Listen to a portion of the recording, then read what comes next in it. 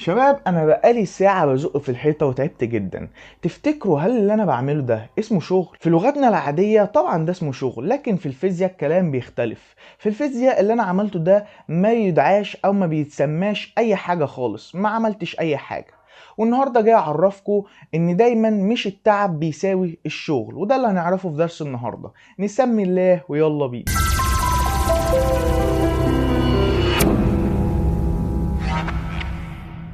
السلام عليكم ورحمة الله وبركاته، طلاب والإعدادي، يا رب تكونوا بخير وأجازة العيد عدت عليكم بهنا وسرور. النهاردة هنسمي الله ونخش على الوحدة التانية ونبتدي بدرس طاقة الوضع وناخد أول جزئية فيه.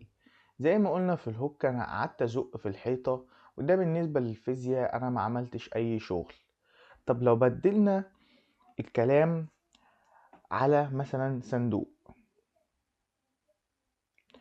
انا ليه ما اصل لما جيت اقصر على الحيطه ده ما اتحسبش شغل؟ عشان الحيطه ثابته ما حركتهاش من مكانها، فضلت في مكانها ثابته. طب لو جينا بدلناه على صندوق وانا مثلا اهو وبزق الصندوق كده، جبته من هنا ووصلته لحد الجزء ده، كده انا قدرت اثر عليه بقوتي وحركته من مكان للتاني. كان ليه نقطة بداية اللي هي دي، وصلته لنقطة نهاية اللي هي دي. المسافة اللي انا حركته فيها دي بنسميها عندنا مسار الحركة. مسار الحركة. مسار الحركة ده بيبقى عبارة عن نقطة البداية اللي أنا نقلت منها الجسم أو الصندوق لنقطة النهاية اللي أنا وصلت لها، فهو عبارة عن مجموع النقط اللي بيتحرك بيها الجسم. طيب، أو اللي بيقطعها الجسم أثناء حركته. طيب، مسار الحركة ده عندي بينقسم لإيه؟ بينقسم عندي لحاجتين: مسافة وإزاحة. طب واحدة واحدة، يعني ايه مسافة ويعني ايه ازاحة؟ لو جبنا نفس الصندوق وحركته، ده كان مثلا موضع البداية بتاعه او نقطة البداية، حركته من هنا لهنا، بعد كده طلعت بيه هنا، بعد كده نزلته هنا، فدي اصبحت عندي نقطة النهاية. بس مشيت في خطوات كده لحد ما وصلت لنقطة النهاية بتاعتي. طب هنا مثلا قلنا نقطع مثلا 5 متر، هنا 10 متر، وهنا قطعت برضو 15 متر مثلا. فأصبحت المسافة عندي هي مجموع المسافة اللي أنا قطعتها أو الأمتار اللي أنا قطعتها دي، يعني 5 زائد 10 زائد 15، اللي هو هيدينا في الآخر 30 متر. معنى الكلام ده إيه؟ معنى الكلام إن المسافة هي المسافة أو الخط المستقيم أو المسافة اللي أنا قطعتها الكلي أو المسار الكلي اللي أنا قطعته من نقطة البداية لنقطة النهاية. يعني أنا عندي المسافة دي ببساطة التعريف بتاعها هو المسار الكلي اللي هو من هنا لهنا لهنا لهنا. هو المسار الكلي اللي أنا قطعته من هنا ورحت هنا وبعد كده رحت هنا وبعد كده رحت لنقطة النهاية، الذي يقطعه الجسم من نقطة النهاية البداية إلى نقطة النهاية. طيب جميل. طب إيه بقى الإزاحة دي؟ الإزاحة دي عندي لما الجسم يمشي في خط مستقيم. بمعنى ايه يمشي في خط مستقيم؟ يعني انا مش عندي دي قلنا نقطة البداية بتاعتي ودي نقطة النهاية، هو بقى مش هياخدها في خطوات كده زي ما عملت في المسافة اللي انا قطعتها، لا هو بيمشي كده، فاصبح هيمشي فيه خط مستقيم عشان يوصل من نقطة البداية بتاعتي لنقطة النهاية. وليكن مثلا قطع 20 متر، فبقى عندي الازاحة هنا 20 متر. ومن الكلام اللي احنا قلناه ده نستدل ان الازاحة عندي بنعرفها ازاي او بنقولها ازاي. هي ايه؟ اقصر خط مستقيم يصل من نقطة البداية لنقطة النهاية، بس شرط ان يكون في خط مستقيم يصل او يتحرك فيه الجسم، يتحرك به الجسم من نقطة البداية الى النهاية. طب جميل، عرفنا كده يا مستر المسافة والازاحة. طب عاوز اسألكوا سؤالين، امتى وامتى؟ ايه امتى وامتى دي؟ امتى المسافة عندي بتساوي الازاحة، وامتى الازاحة بتساوي صفر؟ امتى المسافة تساوي الازاحة؟ في رأيك انت كده الصناديق دي كده وهي بتتحرك امتى المسافة بتساوي الازاحة؟ هتقول لي يا مستر لما يمشي على خط مستقيم، زي ما قلنا مثلا في المثال البسيط الاولاني ده. انا هنا حركت الصندوق من هنا لهنا، فالمسافة اللي انا قطعتها هي دي. طب والازاحة اللي هو اقصر خط مستقيم من نقطة البداية لنقطة النهاية هي برضو دي. فمعنى كده ان لما الجسم يتحرك في خط مستقيم نقطة البداية بتساوي نقطة النهاية، وبالتالي المسافة عندي هتساوي الازاحة. او نقطة البداية مش هتساوي نقطة النهاية هنا، اللي هو خط مستقيم انا بتحرك من نقطة ثابتة لنقطة ثابتة في خط كده. يبقى هنا لما نقطة او لما الجسم يتحرك في خط مستقيم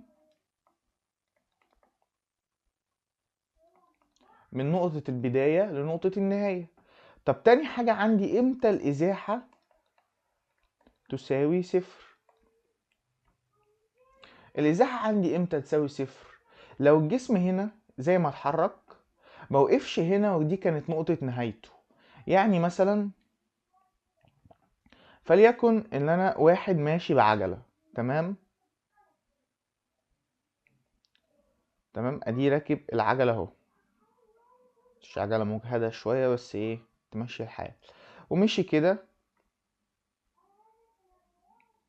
نخليه يعني انتوا تخيلوا العجلة بقى عشان مش هنقعد نرسمها 4 مرات. المهم يعني مشي كده كده كده كده. معنى اللي هو مشي كده كده كده كده هو ماشي في دورية. دي كانت نقطة الايه البداية بتاعته. راح هنا بعد كده هنا بعد كده هنا بعد كده رجع تاني لنفس نقطة البداية، فأصبحت نقطة البداية بتاعته دي هي نفس نقطة النهاية.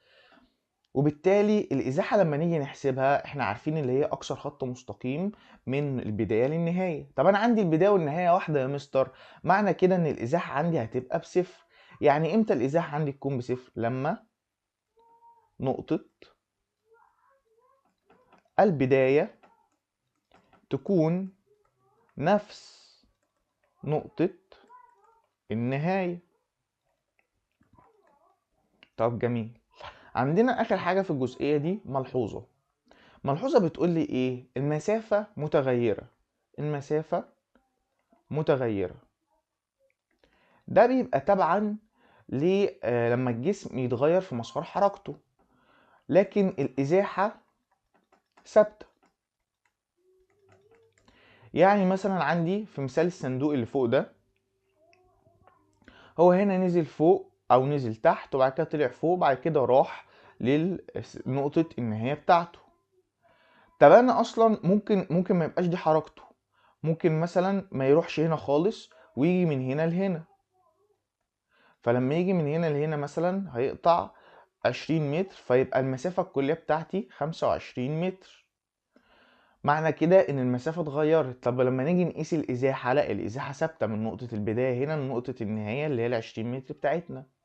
طب تعالوا قبل ما نخش نحل على الجزئية اللي احنا قلناها دي نعرف اخر حاجة. المسافة والازاحة احنا خلاص عرفنا يعني ايه مسافة ويعني ايه ازاحة.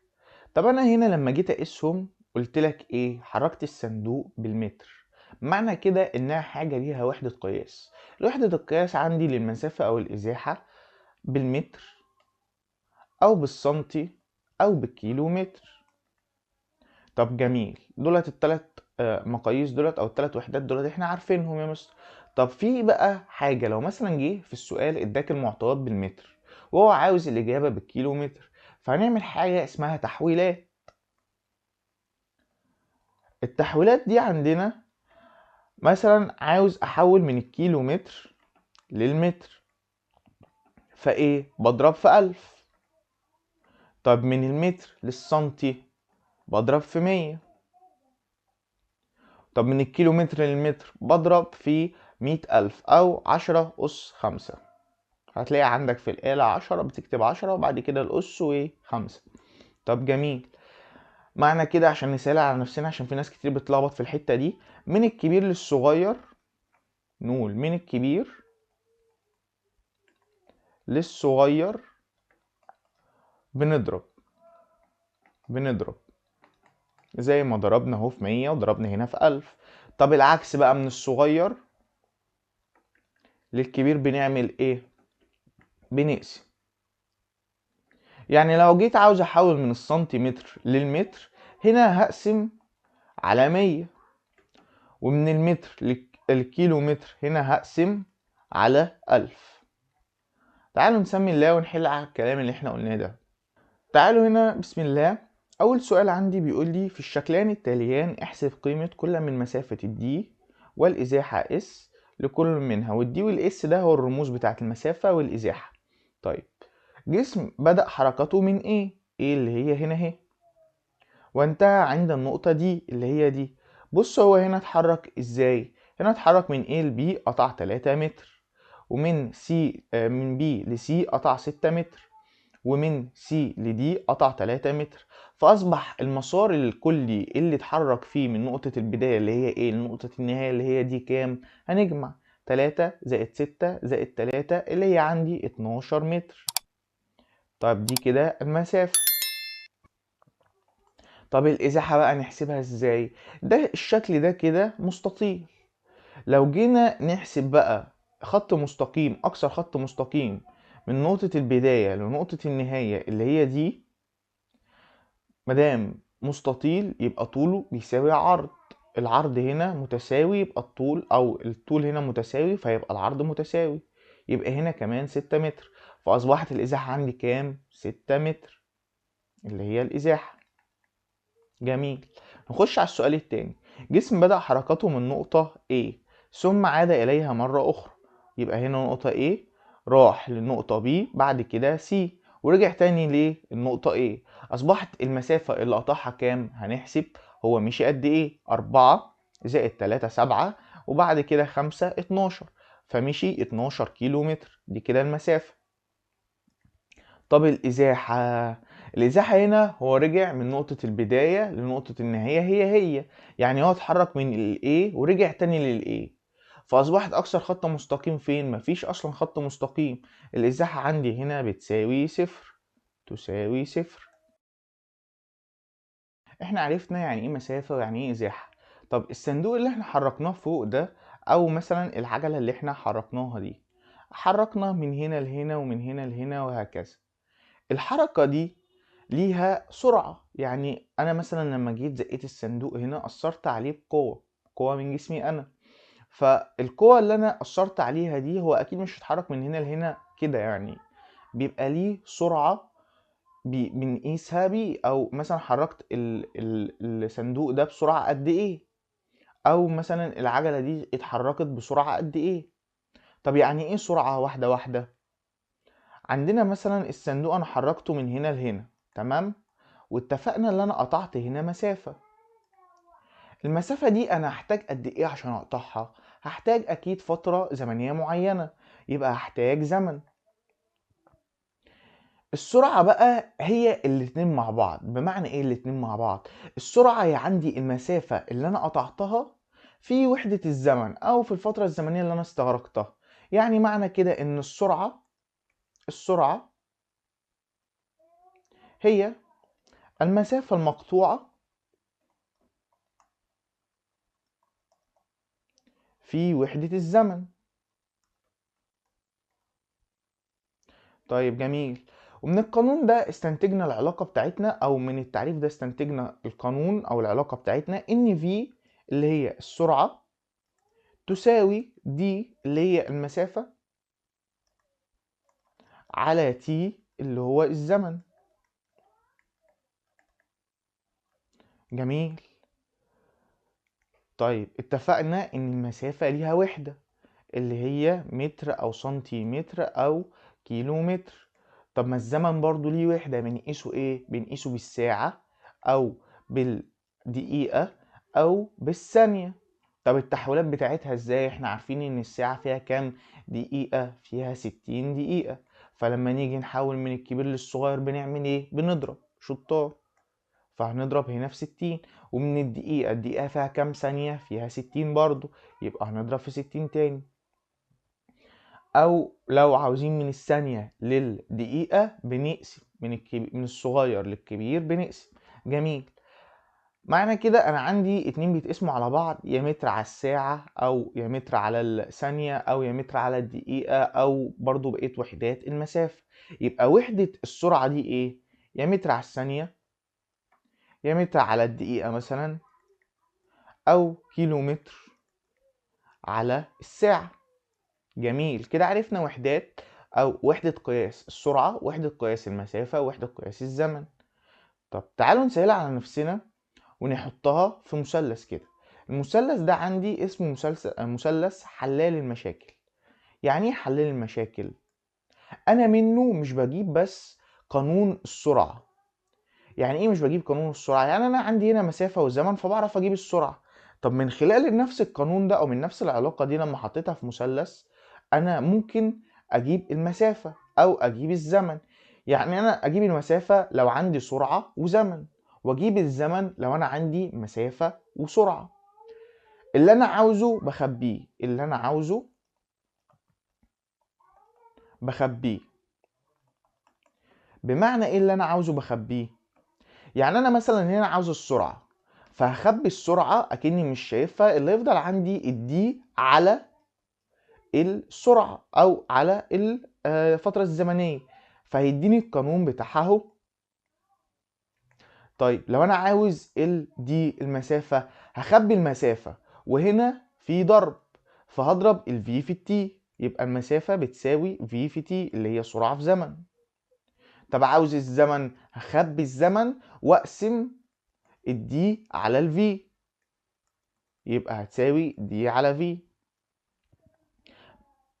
احسن بقى في ايه، او المثلث ده احسن في ايه؟ اني بدل ما احفظ الثلاث قوانين دول، لا انا حفظت المثلث. وعرفنا ان المثلث من فوق كده، يعني من هنا لهنا بنقسم، واللي جنب بعض بنضربهم. طب ده كده نوع من المسائل اللي ممكن يسألك عليها في السرعة. في نوع تاني وهو ماذا يحدث. ايه نوع ماذا يحدث ده؟ ماذا يحدث ده بيعتمد برضو على القانون. احنا عندنا القانون ده ان الفي بتساوي دي على تي، ومادام في اسمه او ضرب فبيبقى في حاجة اسمها علاقات. ايه العلاقات دي؟ تعالوا نشرحها تحت في الاوسع. العلاقات ان انا عندي هنا في هي بتتناسب طردي عشان هو فوق الكسر بتاعي، فبيتناسب طردي مع المسافة. يعني الفي يتناسب طردي تناسبا طرديا مع ثبوت الزمن. يعني لازم الزمن هنا يكون ثابت. انما مع الزمن تحت الكسر بتاعي، فبيتناسب معاه هنا ايه؟ عكسي. بيتناسب معاه تناسبا عكسيا. وبان هنا اكتر لما جيت مثلا اجيب الزمن. بص السرعة نزلت تحت، فده لما حاجة بتبقى فوق لازم التانية تبقى تحت. يعني السرعة فوق لازم الزمن يبقى تحت، والعكس صحيح. طيب عرفنا ان ده يا مستر بيتناسب طردي، السرعه بتتناسب طردي مع المسافه، والسرعه بتتناسب طردي مع الزمن. برضو استفدت انا بايه؟ ايه ماذا يحدث دي؟ بيجي يقول لك ماذا يحدث عند نقص المسافه مثلا للنص، فانا عارف اللي هو بيتناسب تناسبا طرديا. فلما ينقص المسافه للنص، الزمن هو ما ذكرهوش، فالزمن كده عندي ثابت، فايه اللي هيحصل للسرعه؟ برضو هتنقص للنص. طيب جميل. لو قال لي الزمن زاد للضعف مثلا، فاحنا عارفين ان العلاقة عكسية بينه وبين السرعة، فيبقى السرعة برضو هتقل للنص. طيب تعالوا نثبتها اكتر بالارقام ونشرحها بالتفصيل اكتر في الكتاب. نسمي الله، صلوا على النبي. اول سؤال هنا عندي بيقول لي احسب سرعة جسم يقطع مسافة قدرها 8 متر في زمن قدره 2 ثانية. خلاص يا مستر، احنا عرفنا ان القانون بتاعي بيساوي في دي على تي اللي هو مسافة على زمن. فالمسافة عندي ب8 متر، هنقسمها على ال2 ثانية اللي عندي، فهيديني كام؟ هيديني 4، ونحط الوحدات بتاعتي متر على الثانية أو متر لكل ثانية. جميل. في سؤال كمان جسم يتحرك بسرعة 20 متر لكل ثانية، احسب المسافة التي يقطعها الجسم في دقيقة واحدة. هو هنا في ثانية اهي، وهنا دقيقة، فهنعمل التحويلة، هنحول من الدقيقة للثانية. هو دقيقة واحدة، هو مسهلها لي جدا، فدقيقة واحدة فيها كام ثانية؟ فيها 60 يا مستر. جميل. فهو هنا مديني اهو السرعة، مسافة، زمن. هو عاوز هنا المسافة، عاوزها فهخبيها اكني مش شايفها خالص، فيبقى سرعة في زمن. فال20 اللي عندي هضربها في ال60، هيديني 1200. 1200 ايه متر. جميل. بيقول لك هنا قيم فهمك، بيقول لك احسب الزمن اللازم لقطع مسافة 30 متر. تمام. قطعت هنا المسافة إذا كان الجسم يتحرك بسرعة 20 متر كل ثانية. هنا هجيب آخر حاجة اللي ايه الزمن اللي أنا عاوزه بحجبه، والمسافة على الزمن هقسمها. المسافة اللي هي 30 عندي هقسمها على 20، فهيديني كام؟ هيديني تقريبا 1.5، أو نحسبها على الآلة.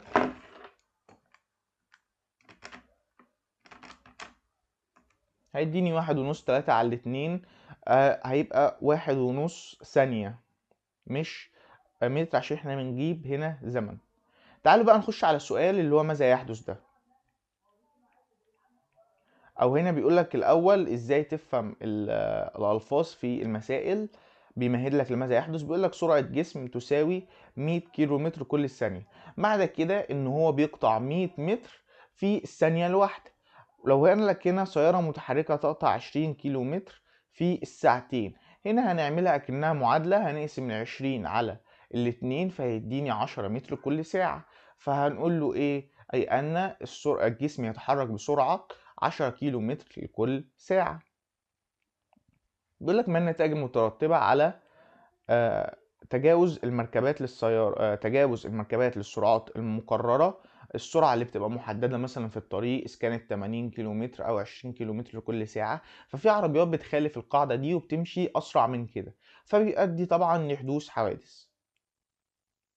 بيقول لي هنا سؤال، الشكل المقابل يوضح مسار جسم من النقطة A، اتحرك من النقطة A اهي، دي نقطة البداية بتاعتي، وصل للنقطة B نقطة النهاية بتاعتي في زمن قدره 24 ثانية. طيب احسب مقدار كل من مسافة، السرعة، الإزاحة. عارفين ان المسافة هي البتاع او المسافة المقطوعة، المسافة الكلية المقطوعة. هو تحت هنا مديني ان المربع ب1 سنتي. معنى كده تعالوا نحسب المربعات. ادي 1 2 3 4 5 6 7 ثانية. احنا هنا حسبناها 1 2 3 4 5 6، وهنطلع هنا كمان 7 8 9 10 11 12. فعشان اوصل من A ل B قطعت 12 مربع، والمربع الواحد ب1 سنتي، فيبقى 12 سنتي. طب السرعة، انا هنا عندي المسافة وعندي الزمن، فهقسم المسافة على الزمن، فهيديني 12 على 24 بكام؟ بنص متر لكل ثانية. 12 على 24 تمام بنص. الازاحه عندي هي بقى؟ من اقصر خط مستقيم من نقطه البدايه اللي هي الايه لنقطه النهايه اللي هي البي. تعالوا نحسب المربعات ما بينهم. 1 2 3 4. 4 والمربع ب1 سنتي، هيبقى 4 سنتي. تمام. هنا بقى بيقول لك اللي هي اسئله ماذا يحدث. هنا بيقول لك ازدادت المسافة المقطوعة للضعف. المسافة تتناسب طرديا مع مع السرعة. فالمسافة زادت للضعف، بالتالي السرعة هتزيد للضعف. وهنا اثبتها لك كمان بارقام. يعني قال لك في الحالة الاولى انت ممكن تفرضها لنفسك، بس يعني ثبت الزمن، الزمن عندي ثابت. وافرض مثلا اللي هو قطع في المسافة الاولى 10، زادت للضعف فبقيت 20. او ممكن تقلل الارقام، مثلا تقولي هنا 2 وهنا 4، والزمن مثلا بواحد. تمام. فلما اجي احسبها يبقى 2 على 1 ب2، لما المسافة اتضاعفت فتبقى 4 على 1 ب4، فبقت من 2 ل4. هنا كده السرعة زادت للضعف زي المسافة بالظبط. هنا بيقول لي الزمن ازداد للضعف، الزمن عكس مع السرعة. فلما الزمن زاد للضعف السرعة قلت للنص، وحسبها من هنا مثلا 2 وبقت 4 أو 1 وبقت 2. أنا دايما بحب أبسطها للآخر خالص، والمسافة عندي أخليها 1. ف1 على 1 هيديني هنا 1 في الأول، لكن هنا هيديني نص، فيبقى قلت للنص. وبرضو وهكذا هنكمل على بقية الأمثلة. بيقول لي هنا قلت كل من المسافة والسرعة للنص. هنا بقى الاتنين قلوا للنص، المسافة قلت للنص فالزمن قل، السرعة قلت للنص والزمن قل للنص، فالسرعة زادت للضعف. معنى كده ان هنا السرعة مرة قلت للنص ومرة زادت للضعف، فالاتنين بقوا هي هيديني نفس الناتج في الاخر. يعني مثلا بيقول لي المسافة والزمن قل للنص، يعني هنا مثلا كان ب2 في دي 1 وبقت ب1 اللي هو هنا يعني، والسرعة أو الزمن بقى ب2 وكان بقى ب1. ف2 على 2 هيديني 1، 1 على 1 هيديني 1، فاداني نفس الناتج، فيبقى ايه؟ تظل السرعة ثابتة. ممكن يكبرها معاك أكتر، اللي هو مثلا ازداد الزمن للثلاث أمثال فبقى من 1 ل3، فالسرعة عندي هتقل للتلت أو هتقل ل3 أمثال وهكذا. نسمي الله. وآخر حاجة عندنا هي الشغل. الشغل W. نرجع للمثال اللي كنا بنقول عليه في أول الحلقة. الحيطة اللي أنا كنت بزق فيها دي، أنا كنت بزق فيها طبعا بقوة، أيا كان بقى القوة دي كانت قد إيه. فالقوة اللي أنا كنت بأثر عليها دي، ليه قلنا إن ده لا يعتبر شغل؟ عشان الجسم فضل ثابت ما اتحركش، ما كانش ليه مسار حركة، كان في حالة سكون. طب لما بدلنا الكلام وجينا قلنا صندوق، أنا زقيته، برضو زقيته بقوة معينة. لما جيت ازق بقوة معينة انتقل مثلا من هنا لهنا وقطع مسار حركة.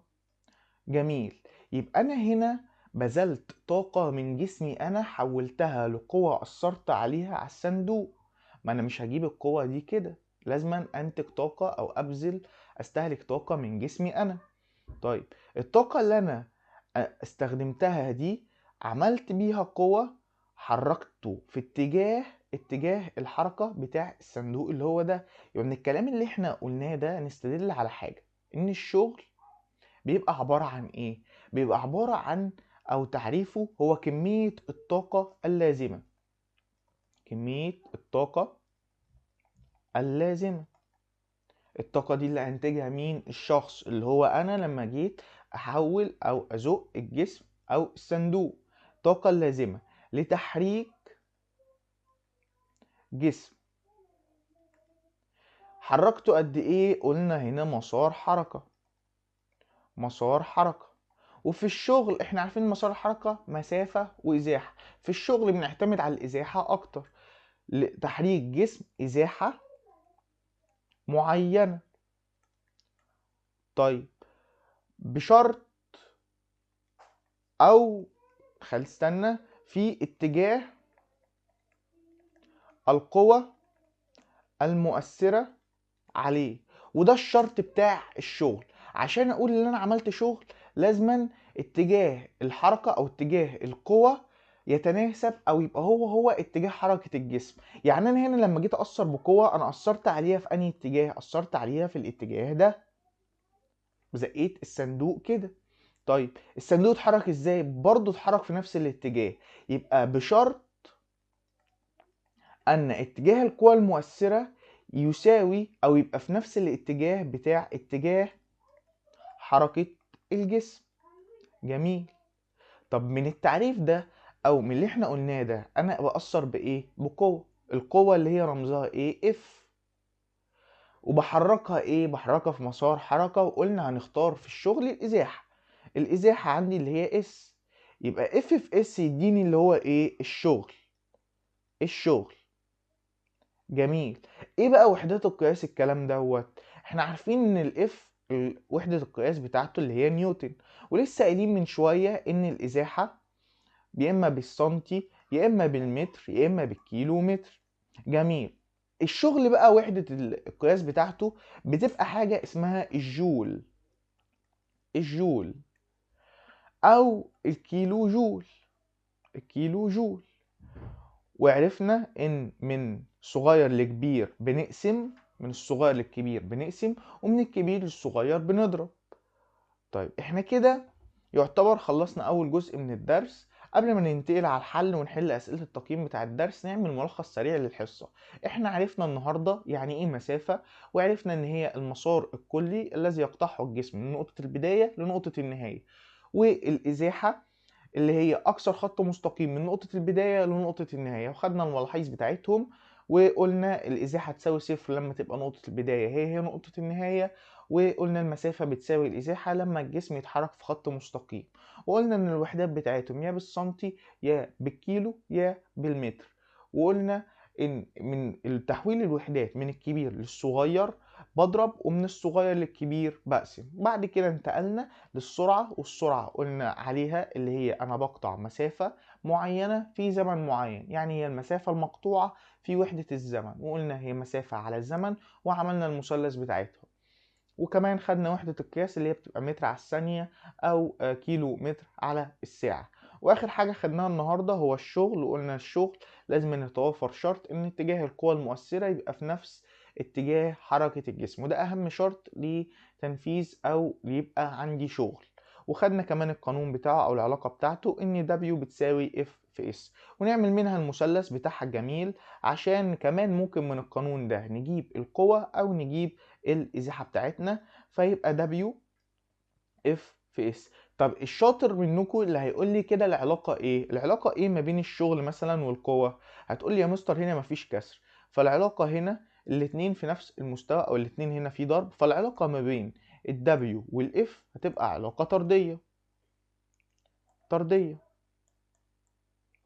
ونفس الكلام هيبقى مع الازاحه، العلاقه ما بين ال W وال S برضو طرديه، لان الدبليو هنا هي اللي فوق. طب انا لو عاوز اجيب الاف هيبقى هخبي الاف وهكتب دبليو على اس اللي هي شغل على ازاحه، والعكس برضو مع الازاحه هيبقى هخبي الازاحه ويبقى دبليو على اف.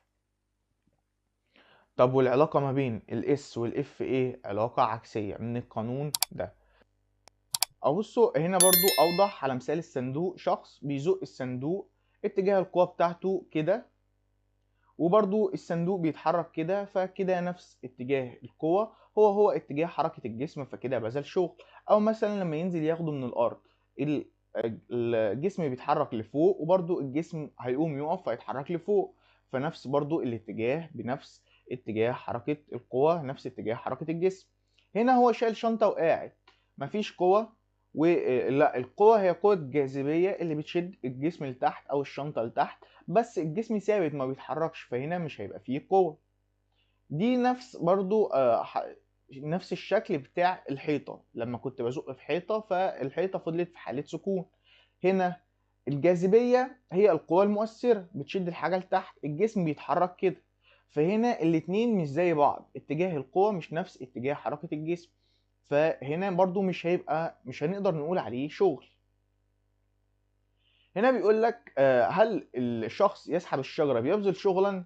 هو هنا لما بذل شغل والقوة بتاعته كده، هل هو أنتج أو حرك الشجرة دي بقى ليها مسار حركة؟ يعني لا، فضلت في حالة سكون. ما دام فضلت في حالة سكون لا يعتبر أو ما نقدرش نقول عليها إن ده شغل. بيقول لك هنا معلومة للاطلاع، لما الجسم بيبقى بزاوية مايلة بيكون هناك شغل قد بذل على هذا الجسم، يعني هو هنا اتحرك إزاحة، والقوة اتجاه القوة بتاعته كده، وبرضو الشخص ماشي في نفس الاتجاه يعتبر، فكده الشرط اتحقق. عندي قوة، والقوة كمان متماشية مع اتجاه الحركة، وعندي آخر حاجة اللي هي الإزاحة. تعالوا نحل السؤال ده. هنا بيقول لي الشكل المقابل يمثل حالتين A و B للاعب أثقال، ما مقدار الإزاحة الحادثة في A؟ ده كده الشكل A وده B. طيب هو هنا شايل الوزن، هل عمل ازاحه؟ لا، هو واقف شايل الوزن، قوه الجاذبيه لتحت، بس مفيش اتجاه حركه للجسم اللي هو الوزن، فكده الازاحه اللي حادثه مش موجوده، وبرده مفيش هنا بذل شغل، فالازاحه اللي حادثه هنا بصفر. طيب في اي حالات يتم بذل شغل؟ احنا لسه قايلين في ايه ان كده ده لا يعتبر بذل شغل، لان اتجاه القوة لا يتناسب مع اتجاه حركة الجسم. هنا بقى هو عمل ايه في بي؟ هو شال الوزن كده، فمعنى اللي هو شاله كده هو قطع ازاحة من الوزن الثابت ليه لما طلعه فوق، دي كده الازاحة بتاعتي اللي هي اس. والقوة هو بذل قوة في اتجاه في الرفعة لفوق، والجسم برضو اتحرك من تحت لفوق، فالاتنين بيتناسبوا او الاتنين اتجاه القوة متناسب مع اتجاه حركة الجسم. تعالوا هنا بيقول لك سؤال على القانون بقى اللي احنا قلناه. تعالوا نرسم الجدول بتاعنا او الجدول تحت اهو ما دام هو مش عاوز يترسم. سؤال: دفع شخص جسم بقوة مقدارها 40 نيوتن فتحرك في خط مستقيم قدره مسافة 10 متر. هو هنا قايل لي مسافة، بس خد بالك قايل لي قبلها ايه؟ خط مستقيم. والمسافة اللي بتتحرك في خط مستقيم زي ما قلنا من الصندوق من هنا لهنا، ما دام مسافة في خط مستقيم هي الإزاحة. فهو هنا يعتبر مديني الإزاحة، بس بيتلاعب في الألفاظ شوية، بدل ما يقول لك الإزاحة قال لك المسافة. بس أنا كده كده عارف ليه هي يا مستر. يبقى القانون بتاعنا هو عاوز الدفع اللي هو الشغل. فالشغل هيساوي ايه؟ القوة اللي هي 40 في 10 اللي هي هتساوي 400 جول. تمام. السؤال التاني بيقول لي قيم فهمك. ازاحة صندوق 2 متر يتطلب بذل شغل مقداره 400 جول. عاوز القوة. عاوز القوة يبقى هنخبيها. الشغل اللي فاضل على الازاحة، يبقى شغل على الازاحة اللي هو دبليو على اس. الشغل عندي ب 400 وعلى الاتنين هيبقى 200 نيوتن. جميل. تعال نحل السؤال ده. بيقول لك في الجدول التالي يوضح مقدار الشغل الذي يبذله 4 روبوتات لرفع عدد قوالب الطوب إلى ارتفاعات مختلفة. هو هنا عدد مديني عدد القوالب دي عادي مش تفرق معايا، لكن مديني القوة والإزاحة. أنا عاوز إيه؟ هو هنا عاوز أقل شغل أكبر شغل ومقدار نفس الشغل، يبقى أنا عاوز أجيب الشغل. يبقى الشغل عندي اف في اس، يبقى هنضرب كل الأرقام دولت في بعض. 20 في 3 ب 60 جول، 30 في 3 ب 90 جول، 10 في 2 ب 20 جول، 30 في 2 ب 60 جول. طيب تعالوا بقى نجاوب على أسئلة. أقل شغل اللي هو ال 20 جول الروبوت رقم 2. أكبر شغل اللي هو الروبوت رقم معذرة هنا الروبوت رقم 3. أكبر شغل الروبوت رقم 2 اللي بذل 90. والروبوتين اللي لهم نفس المقدار 60 و60 هو 1 و4. جميل.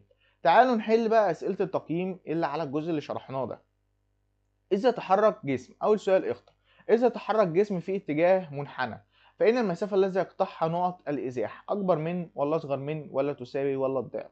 هو لما جيت أتحرك أهو في منحنى وليكن ده المنحنى، هو اتحرك من هنا لهنا، فالمسافة هي المساحة أو المسار الكلي اللي قطعه اللي هو ده كده، لكن الإزاحة دي. فمعنى كده المسافة انت من وجهة نظرك كده المسافة اللي قطعها دي كلها بتساوي الازاحة دي؟ طبعا لا، اكبر يا مستر. فهتبقى الاجابة ب. بيقول لك الشخص الذي نقط يبلغ شغلا. ايه هنا اللي ينفع نقول عليه شغل؟ يدفع حائط. احنا من اول الحلقة بنقول المثال ده ما ينفعش عشان ما كانش فيه مسار حركة، يعني الحيطة فضلت في حالة سكون، فده مش هينفع. يذاكر جالس، او زي ما انا كده برضو هنا بشرح اهو. هل انا ليا مسار حركة؟ لا، انا ثابت في مكاني. هل بذلت قوة؟ لا، الطاقة اللي انا ببذلها هي يعتبر في الكلام، فما بنتجش قوة بزق بيها حاجة، فبرضه لا يعتبر شغل. يحمل كتابا وهو واقفا. برضه هو هنا شايل كتاب وهو واقف. هل القوة هنا اللي مبذولة هي قوة الجاذبية. هل في حركة للجسم؟ لا، الكتاب ثابت، فبرضه لا يعتبر شغل. يرفع حقيبة من على الأرض. هنا بقى الجسم كان تحت، أنا نزلت وطيت وبجيب الجسم وبطلع بيه لفوق. القوة اللي أنا بذلتها في اتجاهها لفوق عشان أطلع أقف تاني. وبرضو الجسم أو الحقيبة عندي معايا بتتحرك إيه؟ من تحت من على الأرض لفوق، فهو ده اللي يعتبر شغل. 3. يتم بذل شغل مقداره 1400 جول. المثلث بتاعنا الجميل فوق الدبليو هنا القوة وهنا الإزاحة. 70 في عاوز الإزاحة اللي أنا عاوزه بخبيه، فيبقى دبليو على اف. 1400 على 70. 1400 على 70 اللي هي هتبقى 20 متر. سيارة تقطع مسافة 120 متر في زمن قدره دقيقتين. دقيقتين ده لما نيجي نحولها للثواني هنضرب الاتنين في 60 عشان احنا عارفين ان الدقيقة فيها 60 ثانية، هيديني 120 ثانية. يبقى عندي هنا السرعة عارفين اللي هي مسافة على زمن، المسافة اللي هي 120 على الزمن اللي هو برضو 120، فيبقى 1 متر كل ثانية. تاني سؤال بيقول لك جسم يتحرك من A ل B ثم C، من A ل B ثم C.